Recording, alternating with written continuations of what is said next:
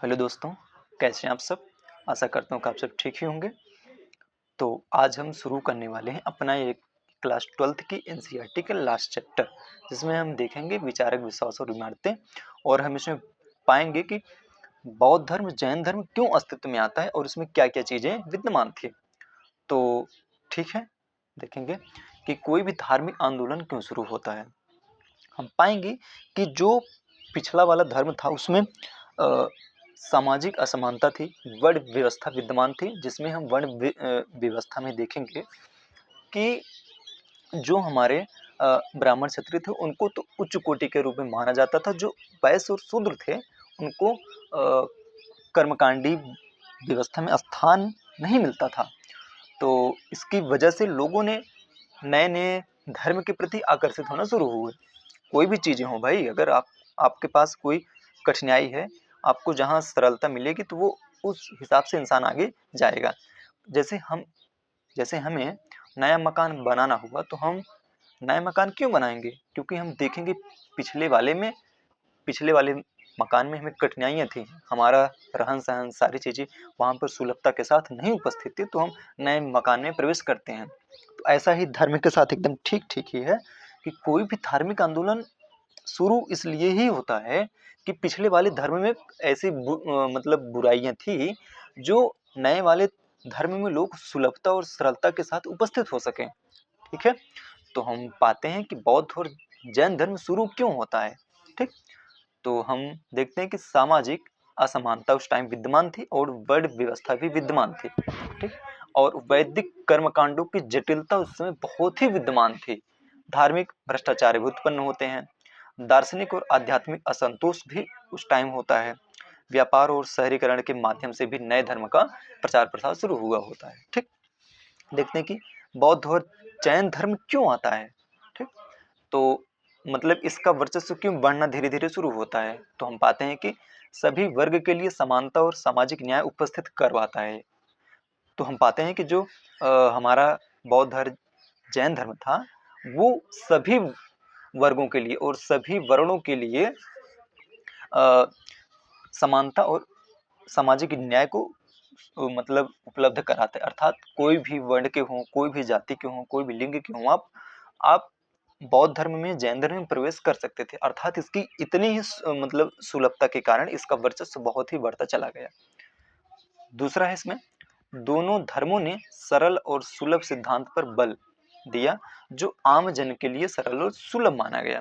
तो हम देखते हैं त्रिरत्न था और इनके 8 अष्टांगिक मार्ग थे जिसके माध्यम से लोग इतनी सरलता के देखिए सरलता के साथ साथ चीजों को आगे मतलब ले गए लोग। ओके, और इनके इतने सरल विचारधारा के माध्यम से ही लोग इसमें प्रवेश करना शुरू कर गए हैं। ठीक, और इसमें हम तीसरा ये क्या है कि धार्मिक धार्मिक अनुष्ठानों में ब्राह्मणों का वर्चस्व था। पहले हम क्या देखते हैं कि ब्राह्मणवाद जब से हमारा हावी होता है तो उसमें धार्मिक अनुष्ठानों में ब्राह्मणों का ही वर्चस्व था, जिससे भ्रष्टाचार में वृद्धि होगी। अभी अभी भी हम देखते हैं किसी एक किसी भी एक सिचुएशन अर्थात किसी भी एक फील्ड में अगर किसी एक जाति विशेष का वर्चस्व होगा तो वहां पर भ्रष्टाचार होने के ज्यादा मायने हो जाते हैं, भ्रष्टाचार होने के ज्यादा चांसेस हो जाते हैं। ठीक है, तो फिर हम देखते हैं कि इसकी वजह से लोगों ने नया विचार ढूंढना शुरू किया। नए विचार के रूप में लोग पाते हैं कि बौद्ध और जैन धर्म हमारा उस टाइम एक वर्चस्वशाली अपना प्रभुत्व रखना स्टार्ट करता है। ठीक, तो लोगों ने उसके प्रति आकर्षित होना शुरू कर गए। ओके, दूसरी चीजें क्या थी कि वैदिक व्यवस्था में कर्मकांडी संरचना कठिन थी। और हाँ, देखते हैं कि जो अनुष्ठान के तरीके थे और सारी चीजें थी तो वो सबके लिए आसानियां सुलभ नहीं थी, वो चीजें कठिन होती चली गई, जिससे ये ये चीजें सभी के बस की नहीं थी। तो हम पाते हैं कि जो बौद्ध और जैन धर्म थे ये श्रमण परंपरा पर आधारित थे, जिसमें हम पाते हैं कि तप और आत्म अनुशासन से मुक्ति प्राप्त किया जा सकता है। और वैदिक कर्मकांड में था कि भाई आपको आपको तपस्या करनी होगी, उसके बाद क्या नाम है, कर्मकांड करना पड़ेगा, तभी आपको मुक्ति मिल सकती है। तो ठीक है, ये चीजें थी। और इसमें ऐसा कुछ नहीं था, इसमें था कि तप और आत्म अनुशासन, अर्थात अनुशासन से भी आपको ये सारी चीजें मिल सकती हैं। ठीक है, चलिए आगे चलते हैं। क्या था कि निचले वर्गों में ज्यादा भेदभाव दिखता था। निचले वर्गों में ज्यादा भेदभाव इसलिए दिखता था कि ब्राह्मण और क्षत्रिय का वर्चस्व जब ज्यादा होने लगा तो उसके निचले वाले तबकों को उनमें भेदभाव की क्रियाशीलता ज्यादा दिखनी शुरू हो गई। तो इसकी वजह से लोग उसे धीरे धीरे ब्राह्मणी पद्धति को छोड़ना शुरू कर गए। ठीक, चलते हैं आगे। क्या था कि थोड़ी चीजें बौद्ध धर्म के बारे में। बौद्ध धर्म और जैन धर्म मतलब दोनों को साथ में देखेंगे। क्या था कि वेदों के प्रभुत्व पर ये लोग प्रश्न उठाते थे, बौद्ध और जैन धर्म दोनों। बुद्ध और महावीर की मान्यता थी कि स्वयं के प्रयास से मुक्ति मिल सकती है, स्वयं के प्रयास से ही मुक्ति मिल सकती है। तो इसके लिए तप और आत्म अनुशासन ही सबसे सरल तरीका है, त्रिरत्न है, अष्टांगिक मार्ग है, सारी चीजें आपको इसमें आगे हम बताएंगे। ठीक है, तो जबकि जो ब्राह्मणवाद था वो ये मानता था कि किसी व्यक्ति का अस्तित्व उसकी जाति और लिंग से निर्धारित होता है। अब तो ये बातें हो गई कि भाई आप किसी निम्न जाति में पैदा हुए तो आपको मुक्ति नहीं मिल सकती है, अब आप स्त्री हैं तो आपको मुक्ति नहीं मिल सकती है। तो ये चीजें गलत थी और आज भी ये गलत मानी जाती हैं। अर्थात आज के मतलब उस टाइम भी ये हुआ कि सभी को तप से और आत्म अनुशासन से मुक्ति मिल सकती है। ठीक है, चलिए और आगे देखते हैं। क्या था तो बौद्ध धर्म का एक था त्रिपिटक। अब हम एनसीईआरटी में एंट्री करते हैं, यहाँ से एनसीईआरटी में यहाँ से एंट्री हम करते हैं। ठीक है, तो त्रिपिटक का ये 3 टुकड़ियों के नाम से जाना जाता है, जिसमें था कि बुद्ध की शिक्षाएं संकलित की गई हैं। विनय पिटक एक होता था और एक होता था सुत्त पिटक और अगला होता था अभिधम्म पिटक। 3 पिटक थे। ठीक, देखते हैं। विनय पिटक में क्या था कि संघ और बौद्ध मठों में रहने वाले लोगों के लिए नियम का संग्रह था।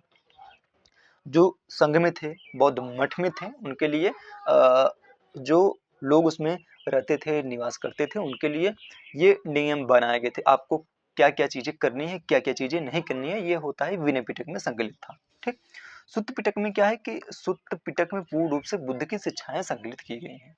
ओके, अभिधम्म पिटक में क्या था कि बौद्ध जो बुद्ध के सारे दर्शन है वो इसमें अभिलिखित किया गया, वो इसमें संग्रहित किया गया है। अर्थात हम देखते हैं कि त्रिपिटक क्या था, बुद्ध की शिक्षाएं अर्थात 3 टोकरियों का एक संग्रह होता था, जिसमें विनय पिटक, सुत्त पिटक और अभिधम्म पिटक आता है। विनय पिटक में हम पाते हैं कि संघ और बौद्ध के जो लोग थे, जहाँ निवास करते थे, उनके लोगों के लिए नियम बनाए गए थे कि आपको क्या क्या चीजें करनी है, क्या क्या चीजें नहीं करनी है, ये सारी चीजें नियमों का संग्रह होता था। सुत्त पिटक में हम देखते हैं कि बुद्ध की जितनी सारी शिक्षाएं थी वो इसमें संकलित की गई थी। और लास्ट में आता अभिधम्म पिटक। अभिधम्म पिटक में पूर्ण रूप से बुद्ध अर्थात बौद्ध धर्म का सभी दर्शन इसमें संग्रहित होता है। ठीक है, और एक चीज और थी इसमें, बहुत ही प्यारी चीज थी कि हम पाते हैं कि बौद्ध इतिहास में क्या था कि एक था दीपवंश और एक था महावंश, दोनों ही श्रीलंका में लिखे गए थे।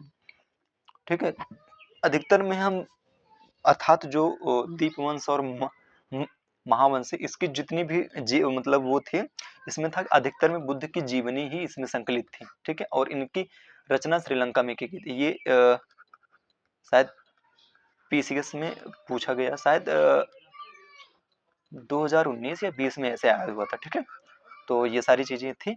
और दीपवंश का मतलब है कि द्वीप का इतिहास, महावंश का मतलब है महान इतिहास। ठीक है, ओके, तो आज का ये टॉपिक यहीं पर समाप्त होता है। और हाँ, आपको ये सारी चीज़ें आपके मतलब एनसीईआरटी को नोट्स, एनसीईआरटी की सारी चीज़ें आपको मेरे टेलीग्राम चैनल में मिल जाएंगी, जिसका नाम है राज यादव 400। से आप अगर सर्च करेंगे आपको मिल जाएगा। अभी अभी हमने उसको स्टार्ट किया है तो सारी चीज़ें उसमें हो जाएंगी।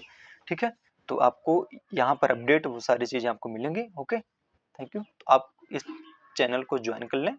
ठीक, okay, thank you, best of luck.